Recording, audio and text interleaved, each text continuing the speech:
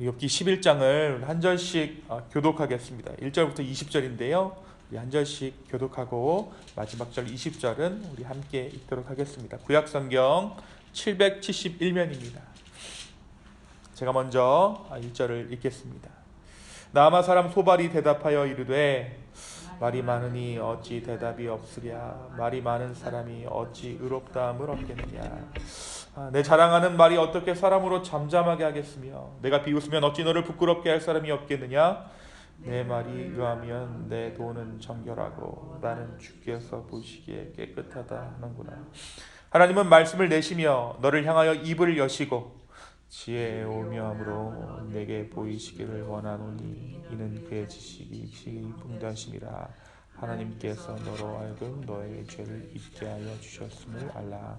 내가 하나님의 오묘함을 어찌 능히 측량하며 전능자를 어찌 능히 완전히 알겠느냐. 하늘보다 높으시니 내가 무엇을 하겠으며 서울보다 깊으시니 내가 어찌 알겠느냐. 그의 크심은 땅보다 길고 바다보다 넓으니라. 하나님이 두루 다니시며 사람을 잡아 가두시고 재판을 여시면 누가 능히 막을 소냐. 하나님은 허망한 사람을 아시나니 악한 일은 상관하지 않으시는 듯하나 다 보시느니라. 허망한 사람은 지각이 없나니 그의 출생함이 들락이서기 같으니라. 만일 내가 마음을 바로 정하고 주를 향하여 손을 들 때에 내 손에 죄악이 있거든 멀리 버리라. 불의가 내 장막에 있지 못하게 하라. 그래야면 너가 반드시 흠없는 얼굴을 들게 되고 굳게 서서 두려움이 없으리니 곧 내 환난을 잊을 것이라. 너가 기억할지라도 물이 흘러감 같을 것이며 내 생명의 날이 대낮보다 밝으리니 어둠이 있다 할지라도 아침과 같이 될 것이요 내가 희망이 있으므로 안전할 것이며 두루 살펴보고 평안히 쉬리라. 내가 누워도 두렵게 할 자가 없겠고 많은 사람이 내게 은혜를 구하리라. 그러나 악한 자들은 눈이 어두워서 도망할 곳을 찾지 못하리니 그들의 희망은 숨을 것이니라. 아멘. 우리가 어제의 말씀 욥기 10장의 말씀을 통해서 하나님을 향한 욥의 탄식을 함께 나누었습니다. 감당할 수 없는 고통 가운데 욥은 절망합니다. 욥은 차라리 죽는 편이 낫겠다라고 하나님 앞에 호소하죠. 그런데 욥이 정말로 원하는 것은 무엇이었습니까? 그 탄식 가운데 말할 수 없는 고통 가운데 욥이 호소하고 있는 것, 사실 진짜 그가 원하는 것은 평안함이라는 사실을 우리는 어제 말씀을 통해 함께 나눌 수 있었습니다. 오늘 말씀 욥기 11장은 욥의 세 친구 중에 여지껏 아무런 말도 하지 않고 있었던 소발의 조언으로 시작합니다. 여지껏 우리는 엘리바스와 빌닷의 조언을 함께 보았죠. 그런데 이 세 친구의 조언에는 각각의 특징들이 있습니다. 엘리바스는 이렇게 조언을 시작합니다. 누가 너에게 말을 걸면 너는 짜증스럽겠지. 말을 하지 않으려고 했지만 내가 참을 수가 없어서 너에게 말을 한다 라고 비교적 점잖하게 그 조언을 시작하고 있습니다. 한편 빌닷은 이렇게 시작합니다. 8장 2절에 보니까 언제까지 너가 그런 투로 말을 계속할 테냐. 내 입에서 나오는 말이 거센 바람과도 같아서 걷잡을 수 없구나 라고 이야기합니다. 욥의 거친 표현을 우회적으로 표현하고 있어요.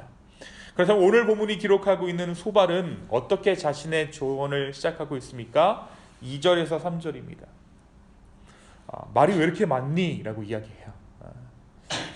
너가 하는 헛소리를 듣고서 어느 누가 잠잠할 수 있겠느냐? 말이면 다 말인 줄 아느냐? 너가 혼자서 큰 소리로 떠든다고 해서 우리가 대답도 하지 못할 것이라고 생각하느냐? 너가 우리를 비웃는데도 너를 책망할 사람이 없는 줄 아느냐? 라고 이 소발이 자신의 조언을 시작합니다. 각 사람의 성격이 이 조언의 형식에서 드러나고 있는 것이죠. 그중 오늘 본문이 전하는 이 빌닷이 조언을 시작하는 방식을 보면 그의 성격은 다소 감정이 앞서는 다혈질의 사람임을 우리는 알 수 있습니다. 그런 소발이 욥이 하는 이야기를 듣고 있다가 참을 수 없는 내용이 있었어요. 소위 이 소발을 욱하게 하는 내용이 있었다는 것이죠. 바로 욥 스스로가 죄 없다는 결백함을 주장하는 그 내용이 소발의 심기를 건드렸던 것입니다. 소발이 생각했을 때에 어리석은 인간이 짧은 지혜로 하나님 앞에서 자기의 의와 무죄성을 주장하는 것은 주제넘는 일이었습니다. 하나님 앞에서 모든 사람들은 다 죄인이라는 것이죠. 그런 소발에게 욥은 한마디로 말해서 교만하기 짝이 없는 자로 보였다라는 것입니다. 3절에 보니까 내 자랑하는 말이 어떻게 사람으로 잠잠하게 하겠으며 너가 비웃으면 어찌 너를 부끄럽게 할 사람이 없겠느냐. 너의 말에 의하면 너의 돈은 내 돈은 정결하고 나는 주께서 보시기에 깨끗하다 하는구나. 너가 교만하다라는 거예요. 어떻게 사람이 하나님 앞에서 죄 없다, 죄 없음을 주장할 수 있겠느냐라고 이야기하죠. 그러면서 조언 가운데 소발은 욥에 대한 정죄를 이어갑니다. 11절 한번 볼까요? 11절에 보니까 하나님은 허망한 사람을 아시나니 악한 일은 상관하지 않으시는 듯하나 다 보고 계시느니라. 이 허망한 사람이라는 뜻은 사기꾼을 의미합니다. 사기꾼. 너가 사기꾼이라는 거예요. 이 사기치는 사람이라는 것이죠. 너가 지금 하나님 앞에서 사기를 치고 있다. 뿐만 아니라 그는 욥의 출생이 들나귀와 같다라고 이야기하고 있습니다. 12절에 허망한 사람은 지각이 없나니 그의 출생함이 들나귀 새끼 같으니라. 이 들나귀는 야생나귀죠. 자기 맘대로 살아가는 인생을 뜻합니다. 그러니까 욥은 소발이 보기에 사기꾼의 철부지기에 하나님을 향해 비난과 불평을 이어간다라고 소발이 이야기하고 있는 거예요. 그런데 참 재밌는 것이 소발이 그렇게 욥을 비난하면서도 자신의 말을 마무리하면서 하나님께서 주실 회복으로 인해 희망을 가지고 평안히 쉬라 라고 욥에게 조언합니다. 18절에서 20절의 내용이 이것이죠. 너가 희망이 있으므로 안전할 것이며 두루 살펴보고 평안히 쉬리라. 비난 후에 좋은 말로 욥을 달래려고 하는 것입니다. 조언의 마지막은 희망으로, 소망으로, 좋은 말로 마무리하려는 소발의 태도를 우리가 이 대목에서 확인할 수 있습니다. 사랑하는 성도 여러분, 오늘 말씀 욥기 11장은 우리에게 무엇을 말해주고 있을까요? 오늘 소발의 말은 다소 가격하지만 틀린 말은 아니었습니다. 분명 욥은 당시의 신앙 기준 안에서 선을 넘어서는 소위 수위 조절에 실패한 말들을 이어가고 있었기 때문입니다. 소발이 보기에 욥은 철부지 곱비 풀린 망아지같이 보였습니다. 그래서 그의 산은하는 말로 욥에게 대우합니다. 선생님들이 마치 철없는 중고등학생들을 다룰 때 그들의 용어를 사용해가며 호통치듯이 소발은 욥을 나무랐던 것이죠. 이 철없는 것아, 하나님을 너가 잘 모르는구나, 철 좀 들어라 하면서 욥을 지금 나무라고 있어요. 그러면서 소발은 자신의 신앙의 기준 안에 욥을 계속해서 가두려고 하고 있는 것입니다. 심지어 욥이 받는 고난은 그가 지은 죄에 비해서 가볍다고까지 말하면서 더 심하게 받을 벌을 적게 받았으니 하나님의 자비하심에 너가 감사해야 한다라고 소발은 이야기합니다. 그의 결론은 욥이 하나님께 법을 받고 있으니 불평하지 말고 자신의 숨겨진 죄가 무엇인지 살펴야 한다라는 것이죠. 역설적이게도 소발은 하나님의 오묘하신 지혜와 광대하신 지식을 강조하면서 정작 자신은 좁디 좁은 인과율에서 벗어나지 못하고 있는 거예요.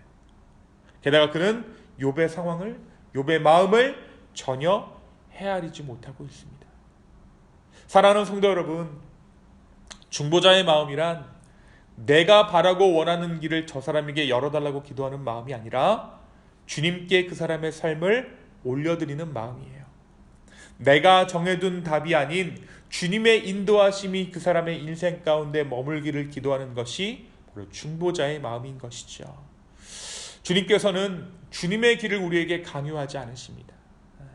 예수님의 중보는 그러한 중보가 아니었어요. 다만 예수님은 우리를 위해 어떻게 중보하고 계시느냐, 바로 하나님의 뜻이 우리의 삶 가운데 이루어지기를 우리 주님은 우리를 위해 말할 수 없는 탄식으로 중보하고 계십니다. 오늘 우리가 이 아침에 누군가를 위해 중보할 때, 특히 우리 자녀들을 놓고 중보할 때, 내가 정해둔 어떠한 길을 강요하는 기도가 아니라 그 영혼을 주님께 맡겨드릴 수 있는 저와 여러분 되기를 예수님의 이름으로 축원합니다.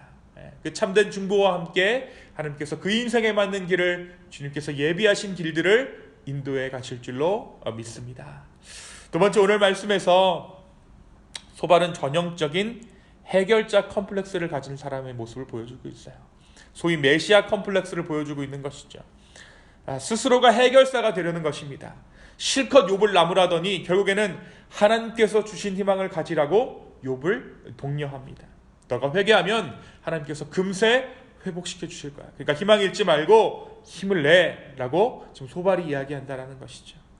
너는 여지껏 하나님을 잘못 믿어서 지금 이러한 형벌을 받고 있지만 하나님께서 너를 회복시키실 것이니 평안하라라고 소발은 이야기합니다. 시쳇말로 전형적인 꼰대 마인드죠. 나쁜 말은 다 하고 좋은 이미지는 취하고 싶은 소발의 마음이 여기서 보여요. 오늘 이 소발의 모습에 우리의 모습은 없는지 돌아봐야 할 것입니다. 우리가 진정한 중보자로 서기 위해서는 자신의 목숨을 버리기까지 자기의 이름이 아닌 아버지의 영광을 위해 아들의 자리를 지켰던 예수 그리스도를 믿는 믿음이 있어야 합니다. 예수님은 십자가에서 돌아가시기까지 그 아들의 자리를 지키셨어요. 그러니까 예수님의 역할은 어떠한 역할입니까? 끝까지 아버지를 소개하는 역할이 바로 이 예수님의 역할이었다는 거예요. 그것이 중보자 된 예수님의 모습이었어요. 메시아, 해결사가 아니라 아버지를 소개하는 자, 다리가 되어주는 자, 십자가에서 다리를 놓은 자의 모습이 바로 중보자 예수님의 모습이었습니다. 답을 주는 조언이 아닌 누군가를 위해 묵묵히 그저 기도할 수 있는 그러한 성숙한 중보자의 삶을 살아갈 수 있는 저와 여러분 되기를 예수님의 이름으로 축복합니다. 우리가 계속해서 유혹들이 있죠.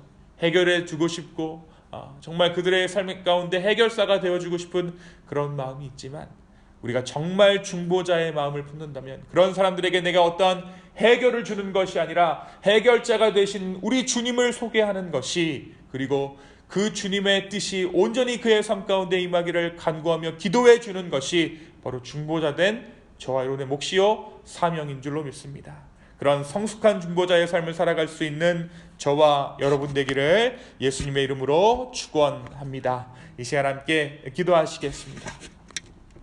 주님, 다시 한번 우리의 마음을 오늘 이 아침 주 앞에 드립니다. 내가 해결사가 되고 내가 메시아가 되기보다 주를 끝까지 소개하는 중보자의 삶을 우리로 하여금 살게 하여 주시옵소서. 주님, 예수님께서 그러하셨던 것처럼 십자가까지 순종하셨던 것처럼 우리가 주 안에서 주를 경험함으로 말미암아 주를 신뢰함으로 말미암아 그 중보자의 길을 걷기에 부족함 없는 자들로 우리를 세우시고 우리를 성장시켜 주시옵소서. 주님, 그리하여서 우리 공동체가, 이 기쁨의 교회 공동체가 온전한 하나 되는 공동체 될 수 있도록 이 공동체 가운데 주님 축복하여 주시옵소서. 감사합니다. 모든 말씀 예수님의 이름으로 기도하였습니다. 아멘.